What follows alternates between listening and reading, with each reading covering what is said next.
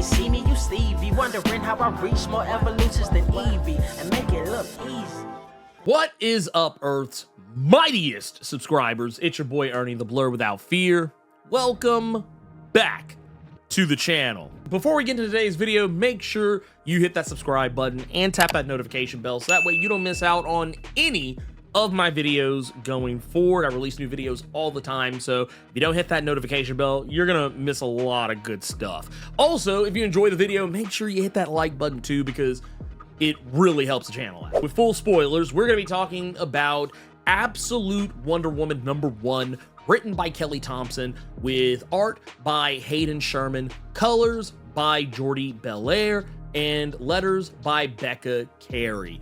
So this is as you would imagine, the Absolute universe is in full swing. We just got Absolute Batman #1, which was a banger.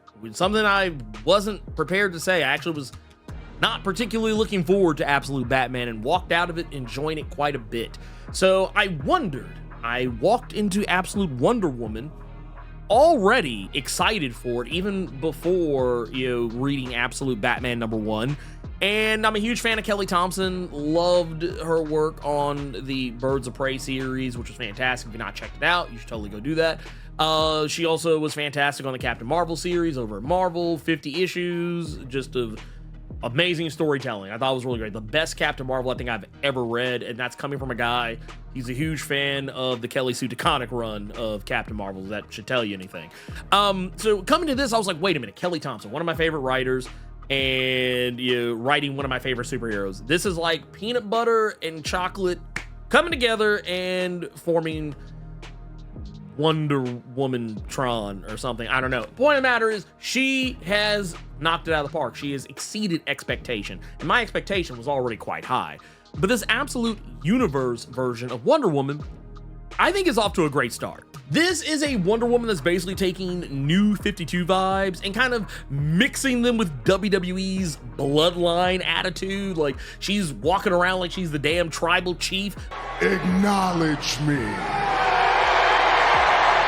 The origin of this character is something I think is really interesting too, considering all the stuff that's been flipped around and changed with Wonder Woman's origin over on the Earth Prime continuity, the Prime Earth continuity part of DC Comics, where it went from she was made from clay, blessed by the gods, so on and so forth, to actually being a child of Zeus, then back to being a child born from clay, blessed by the goddesses, and I think even a god or two of the Greek pantheon.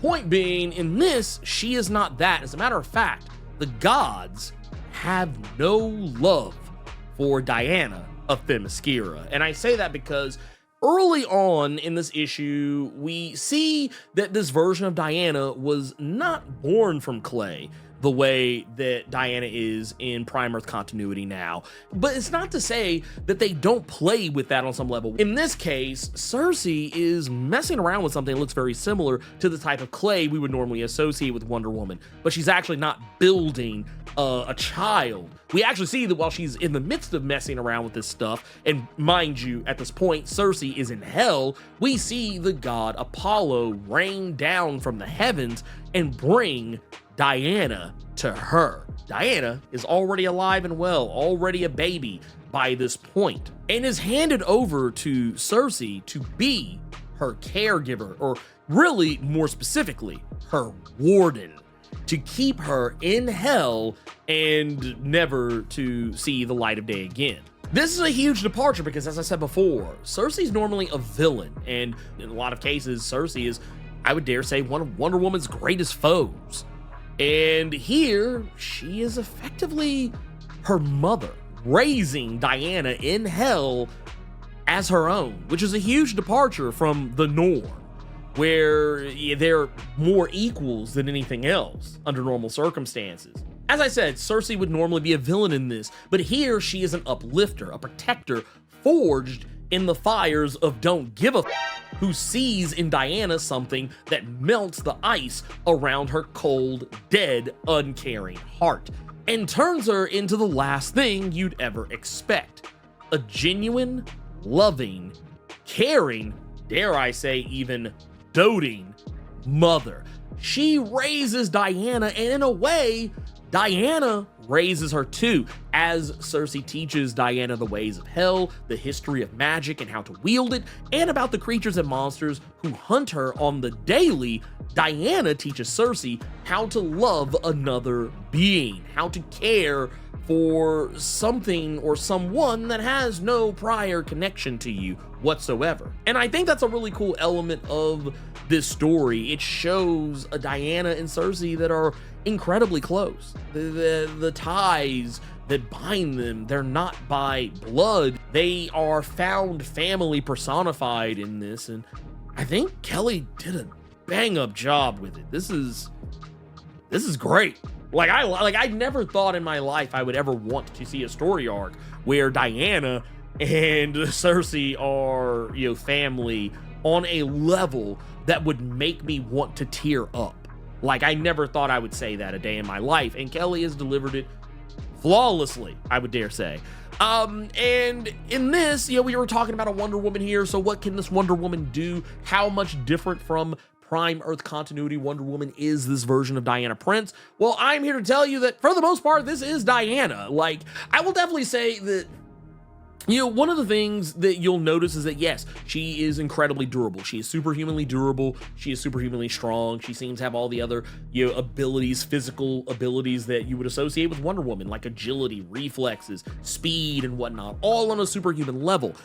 She's able to fight demons with relative ease for the most part. And it's really not until she fights a demon that's a great deal bigger than herself that you even see her remotely struggle in any way. And then we also have to address the elephant in the room. Okay, where's the lasso of truth? We see her with this big ass buster sword, she literally just ripped it right out of the hands of Cloud Strife in Final Fantasy VII Rebirth. No, this is actually the Athena blade, a blade that was forged by the Greek god Hephaestus, normally associated with invention and creation, and often in pop culture media is usually the guy who's making all the fancy toys that everybody uses in any particular comic, movie, or TV show.